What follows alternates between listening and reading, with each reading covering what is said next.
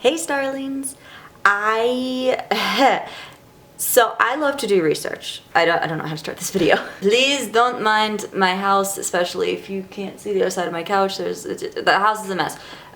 Ruth, I'm sorry. It's just, I was planning on doing it after I was filming this video. Of course. I was definitely gonna clean. But no, today I want to speak on daydreaming and maladaptive daydreaming, if you couldn't already tell by the title of this video. I love to research things, and I love to try and figure out how I can explain myself better. So I thought, why not look up daydreaming? Because my daydreaming and the fantasy worlds that we all make up in our heads, mine was a little more extreme, I found out later in life, than other people that I knew, like my friends and family. So to explain daydreaming, for those who maybe are so normal that you don't daydream, for daydreaming, it's like you make up this little like fantasy in your head, or like a scenario, like what if I was a Marvel character and who would I partner up with the Avengers to save the world? See, that's a normal daydream because you can go into that little scenario, think about it for maybe a couple minutes to a couple hours, and then just get out of it and go back to your normal day-to-day routines, back to your normal thoughts. That's normal daydreaming. That's normal for everyone. I thought that's what I had, but it wasn't. I was discussing this with someone in my life, including my roommate and a couple of others, like trusted like psychiatrists, psychologists. A couple of my friends are in college for psychology and psychiatry as well. I went to someone who's been licensed in it, and I was like, hey, I kind of did a little bit of digging on the internet, and I found this thing called maladaptive daydreaming.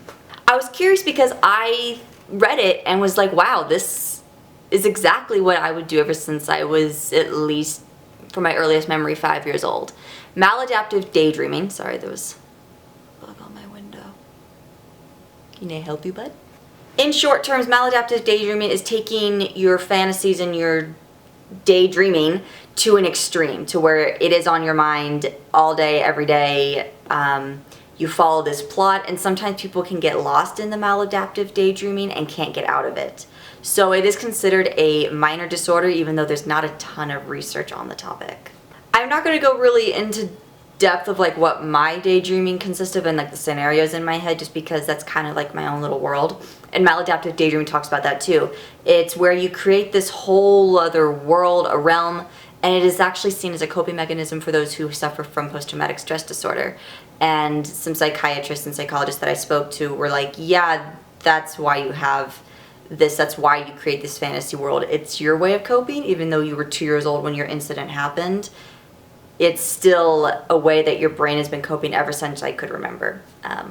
So let me explain a little bit like my own experience with maladaptive daydreaming. For normal people, your daydreams can be bouncing all over the place. You could, for once, think that you are in a little Marvel universe, or your scenario's like, ooh, what if I was with this person? Or what if this fairy tale character or this fictional character was real? Would we date? Would we that?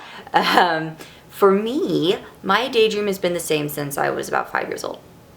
It's been the same plot. Same plot. Just character switch it up. It's run like a TV show. I'm not going to really go into depth what the story is because it's like I said, my own little world, and it's like my safe place. I don't have a safe place in the real world. It's always in my head. My dad would used to joke saying that I was going to wear out our floorboards and end up in the basement. I would wheel back and forth on our floors from our dining room to our living room all day, every day. I wouldn't stop, and I never spoke when I played around or had this little daydream going on in my head. I never would speak, even when I had dolls and toys. My mom always thought it was so weird that you know how little kids do, they're like, ah, da, da, da, da, da, da. I never did. It was always in my head. I was a very quiet kid. I was a very odd kid. But does my fantasy world disturb my real life? No. That would be a concern for some maladaptive daydreaming people. That's when it becomes a disorder. This is just a way that my brain subconsciously copes, even though in the forefront of my brain, know I don't need it. It's always going to be in the back of my head. I don't want to get rid of it. I don't want to get rid of my scenarios and this little story I've brewed in my head for around 2 decades. It's kind of funny because my brain is so set on this one plot. It's never deterred from its path. It's always been the same storyline. It's crazy. I don't know how my brain can do it. Sometimes I'll replay episodes in my head, but it's always the same thing. And that's what you can kind of determine if your daydream is more than just daydreaming. So if you have maladaptive daydreaming disorder, please let me know, because I feel like I'm quite lonely in the world. It's funny because I was talking to my roommate Haley about this, and I was kind of just telling her, like, she's like, well, what do you do throughout the day, like, when I'm not here? And I said, well, when I'm not filming or doing TikToks or writing or doing schoolwork, I daydream. And then I asked her what her daydreaming was like, and she said that she doesn't do it often. I said, well, what do you think? I always want to know what people are thinking. Like, what goes through your head all day? I love studying the brain. I love studying the mind and the human psyche. I love studying that. It's so cool. And she's like, well, I think about, like, my day-to-day routines. I think about, like, what I got to do today.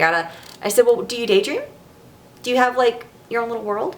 And she said no. And that's kind of like where it all started. I started getting, like, really curious, and I was asking, like, friends and family what they think throughout the day, and they said the same thing, like, what do I got to do today? What do I have to do tomorrow? I got to call this to make this one appointment. I have appointments to make, actually. But no, that's how I found out, really.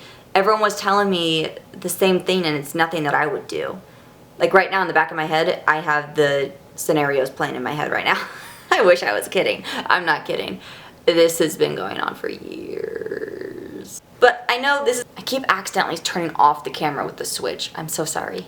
But as odd and as short as this video was, because I have stuff I gotta do around the house, I just want to know, A, what do you guys think throughout the day when it's not appointments you gotta be making, events you gotta go to, things you gotta do around the house, like me. No, I want to know, like, do you have a similar case to mine? And when you daydream, are they different scenarios every single time that your brain just kind of, like, comes up with when you're bored?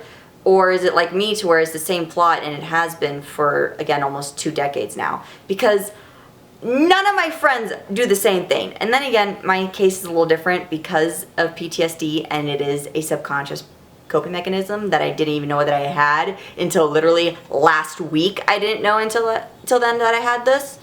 So I want to know if anyone else does, and why you have it, if you're comfortable telling me.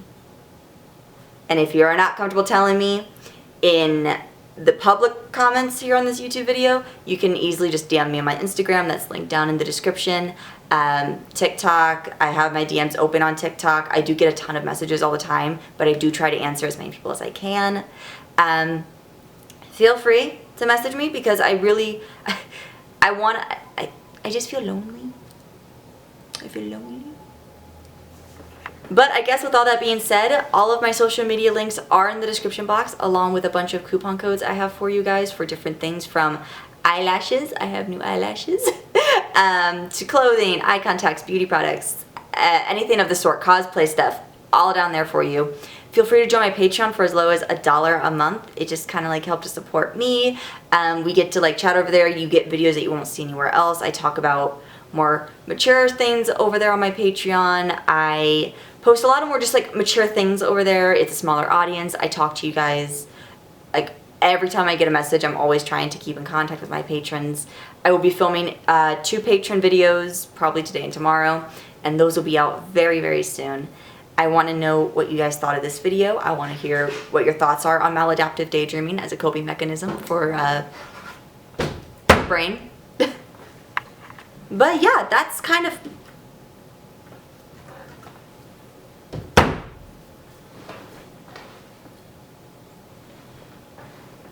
that's kind of it. So, with all that being said, Starlings, I will see you all later.